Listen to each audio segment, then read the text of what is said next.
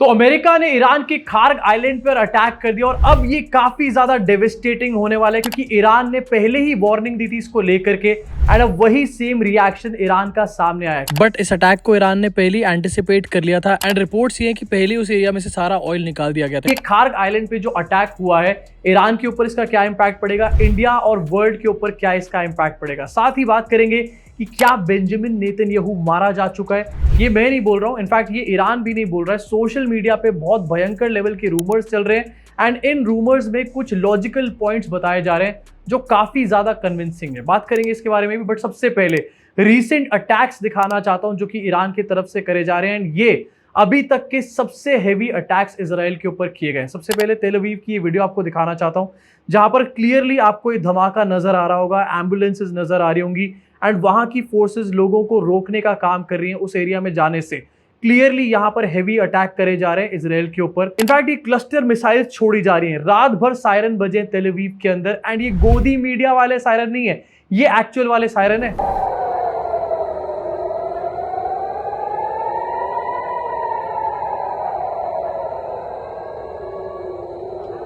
अब सोचो जिस कंट्री को लेकर अमेरिका सुपर पावर ये कह रहा था कि 2 दिन के अंदर हम वॉर जीत जाएंगे, इस कंट्री को जीत जाएंगे, 12 दिन हो चुके और अभी तक भी ईरान ने घुटने नहीं टेके। इनफैक्ट इजराइल के ऊपर जो अटैक्स करे जा रहे हैं उनको ज्यादा इंटेंसिफाई कर दिया है। इनफैक्ट आपको दिखाना चाहता हूं इजराइल के प्रेसिडेंट आइजैक हर्जोग ये रिसेंटली मुआयना करने पहुंचे एंड आपको एक गड्ढा नजर आ रहा होगा जो कि ईरानी मिसाइल से हुआ है। ये डैमेज आपको क्लियरली नजर आ रहा होगा। दिस क्लियरली शोज कि इजराइल और अमेरिका ने, जो कि वर्ल्ड का सुपर पावर है, उसने ईरान की पावर को मिसकैलकुलेट कर लिया और एक लड़ाई शुरू कर दी। इनफैक्ट सिर्फ इजराइल नहीं, बगदाद में अमेरिका की एम्बेसी के ऊपर अटैक किया गया एंड ये धुआं और आग आपको क्लियरली यहां पर नजर आ रही होगी। सेंटर ऑफ इजराइल से लेकर अमेरिकन एम्बेसी के ऊपर अटैक किया जा रहा है एंड ये अमेरिका और इजराइल के लिए बहुत अच्छी न्यूज नहीं है। बट इसी के बीच में डोनाल्ड ट्रंप एक पोस्ट शेयर करते हैं, एक वीडियो शेयर करते हैं एंड बताते हैं कि ईरान के खार्ग आइलैंड पे इन्होंने अटैक किया है। इनफैक्ट अपनी पोस्ट में डोनाल्ड ट्रंप ये कहते हैं कि मिलिट्री बेसिस को टारगेट बनाया गया है एंड ऑयल फैसिलिटीज को टारगेट नहीं बनाया गया। बट डोनाल्ड ट्रंप की बातों का भरोसा कैसे करें, क्योंकि डोनाल्ड ट्रंप तो 4 दिन पहले ये भी कह रहे थे कि अमेरिका ने ईरान के एलिमेंट्री स्कूल के ऊपर अटैक नहीं करा, बट अल्टीमेटली वहां की प्रिलिमिनरी रिपोर्ट में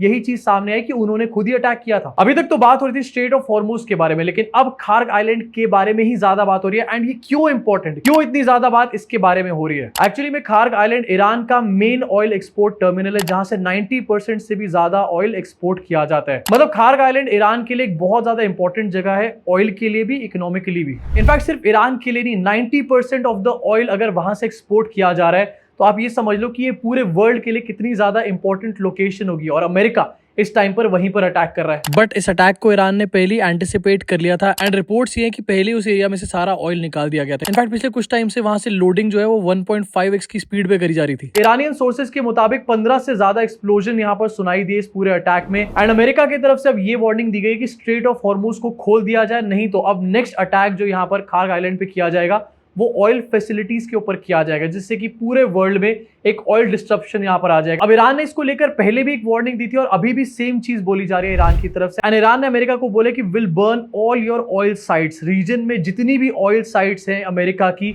उन सब के ऊपर आग लगा दी जाएगी। ईरान ने ये बोला है अपने रिटेलिएशन में। एंड अगर ये चीज होती है तो अभी तो सिर्फ एलपीजी के ही पैसे बढ़े हैं, इसके बाद पेट्रोल डीजल के भी पैसे बढ़ेंगे, 1000 रुपए का पेट्रोल डीजल हो जाएगा, लेकिन उनको कोई फर्क नहीं पड़ेगा। जो 5000 का भी पेट्रोल ले लेंगे बस वोट उन्हीं को देंगे। एंड यही सेम वार्निंग यहां पर ईरान ने इस अटैक से पहले भी दी थी। ईरान को कहीं ना कहीं पता था कि ऐसा अटैक हो सकता है। ईरान ने कहा था कि अगर एनर्जी के ऊपर कोई भी स्ट्राइक करी जाएगी तो पूरे रीजन में जो ऑयल और गैस है उसके ऊपर फायर सेट कर दी जाएगी। ये पहले भी कहा गया था। इनफैक्ट लारीजानी ने भी पोस्ट किया था कि अगर हमारे इलेक्ट्रिसिटी को अटैक किया जाएगा तो आधे घंटे के अंदर पूरे रीजन में ब्लैकआउट हो जाएगा। अब इमेजिन करो ईरान की तरफ से पहले ये वार्निंग्स थी एंड ईरान के लिए इतना ज्यादा इंपॉर्टेंट एरिया है खार्ग आइलैंड, उसके बावजूद भी अमेरिका इसके ऊपर अटैक कर रहा है। क्यों अटैक कर रहा है?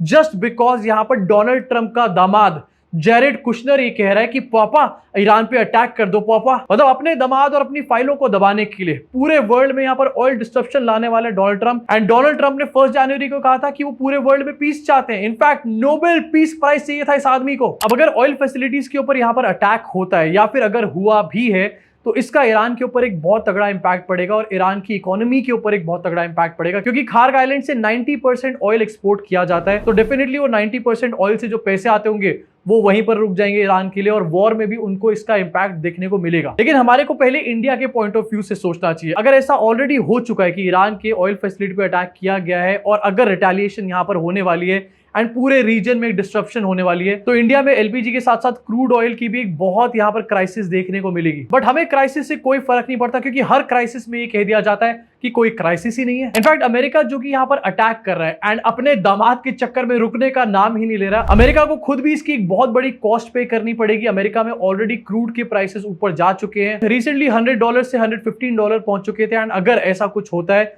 तो 150 एंड ईरान खुद बोल चुका है कि $200 तक भी अमेरिका में क्रूड ऑयल का प्राइस पहुंच जाएगा एंड उसके बाद दामाद जी के चक्कर में डोनाल्ड ट्रंप को देश की जनता जूते मारेगी। आई जस्ट होप कि ऐसा डेवेस्टेशन देखने को ना मिले, क्योंकि ऑलरेडी एलपीजी की क्राइसिस हमारे देश में शुरू हो चुकी है और अगर ऐसा कुछ हुआ तो पता नहीं किस किस चीज में, किस किस सेक्टर में इंडिया में एक बड़ी क्राइसिस आएगी। पहले ही हम इकोनॉमिकली स्ट्रगल कर रहे थे आगे बढ़ने में एंड ऐसा कुछ अगर हुआ तो 10-20 साल हम लोग यहाँ पर और पीछे चले जाएंगे। इसी के साथ आगे बढ़ना चाहता हूँ ना, बात करना चाहता हूँ नेतन्याहू के बारे में। क्या नेतन्याहू की मौत हो चुकी है? सोशल मीडिया पे भयंकर रूमर्स है, कुछ फोटोज ऐसी भी शेयर करी जा रही है जो साफ एआई पता चल रही है, लेकिन कुछ लॉजिक्स भी यहाँ पर पेश करे जा रहे हैं। सबसे पहली चीज यहाँ पर कही जा रही है कि नेतन्याहू की तरफ से कोई भी ट्वीट सामने नहीं आ रहा। दूसरी बात यहाँ पर कही जा रही है कि उनके बेटे की तरफ से भी कोई ट्वीट पिछले 3-4 दिन में नजर नहीं आया है। तीसरी चीज, नेतन्याहू का कोई भी इंटरव्यू सामने नहीं आ रहा। डोनाल्ड ट्रंप आप देख रहे होंगे, बार बार डोनाल्ड ट्रंप जनता के सामने आ रहा है एंड कम्युनिकेट कर रहा है, लेकिन इस वॉर में जो मेन बंदा है जिसकी वजह से वॉर हुई, बेंजामिन नेतन्याहू, वही पूरी तरीके से गायब हो चुका है। इनफैक्ट 2 दिन पहले बेंजामिन नेतन्याहू ने एड्रेस टू नेशन किया था एंड ये भी कहा जा रहा है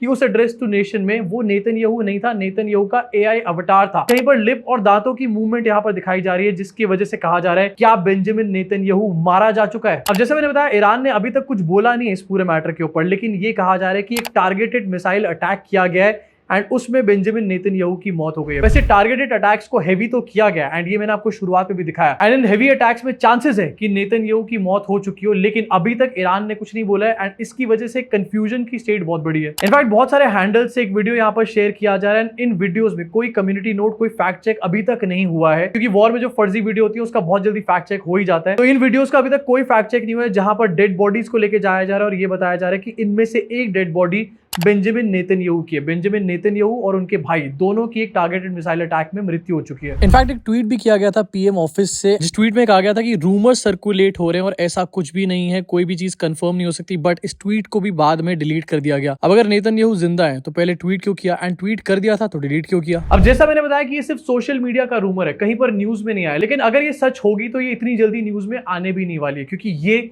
एक बहुत बड़ी डिफीट होगी यूएस और इजराइल के लिए एंड अगर सच में ऐसा हो जाता है तो आई थिंक ये वॉर यहीं पर ही रुक जाएगी। इसी के साथ जाते जाते आपको बताना चाहूंगा कि वर्ल्ड वॉर 3 की सिचुएशन यहाँ पर थोड़ी सी बन चुकी है एंड नॉर्थ कोरिया ने भी यहाँ पर 10 बैलिस्टिक मिसाइल लॉन्च करने का काम किया है। अमेरिका और साउथ कोरिया की ड्रिल चल रही थी एंड इस ड्रिल में नॉर्थ कोरिया ने अपने बैलिस्टिक मिसाइल छोड़ दिए। पीएम ऑफिस ऑफ जापान ने इसको लेकर इमरजेंसी अलर्ट यहाँ पर जारी करा है एंड इसकी पूरी इंफॉर्मेशन दी है एंड सोशल मीडिया पे तो काफी दिन से बात यहाँ पर चली रही थी कि किम जोंग उन जो है काफी लेफ्ट आउट फील कर रहे हैं, अपने टॉयज से खेलना चाहते हैं, शायद अपने टॉयज से खेलने के लिए मिसाइल अटैक कर दिया यहाँ पे। अब अभी तक तो इसका कोई रिटेलिएशन नहीं हुआ है, लेकिन अगर इसका भी रिटेलिएशन अमेरिका की या फिर साउथ कोरिया की तरफ से हो गया तो डेफिनेटली वर्ल्ड वॉर 3 की सिचुएशन बन जाएगी। वैसे जाते जाते आपको ये भी बताना चाहता हूँ कि चाइना की भी डायरेक्ट एंट्री हो चुकी है और ईरान ने रिपोर्टेडली ये बोला है कि उन लोगों के लिए स्टेट ऑफ हॉर्मुज खोल दिया जाएगा जो चाइनीज करेंसी में ऑयल खरीदेंगे वहां से। अगर ऐसा होता है तो ये डॉलर के लिए बहुत बड़ा थ्रेट होगा एंड हो सकता है इसी वजह से डोनाल्ड ट्रंप और ज्यादा बौखलाए हों और उन्होंने खर्ग आइलैंड पे भी अटैक किया हो। अब आपका इन सब चीजों के बारे में क्या सोचते हैं, नीचे कमेंट सेक्शन में अपनी भड़ास को पूरी तरीके से निकाल डालो। आज की वीडियो थोड़ी सी सीरियस थी एंड क्या करें, सिचुएशन ही ऐसी है। अभी के लिए इस वीडियो में सिर्फ इतना ही। मुलाकात होगी आप सब लोगों से इस चैनल के अगले वीडियो में।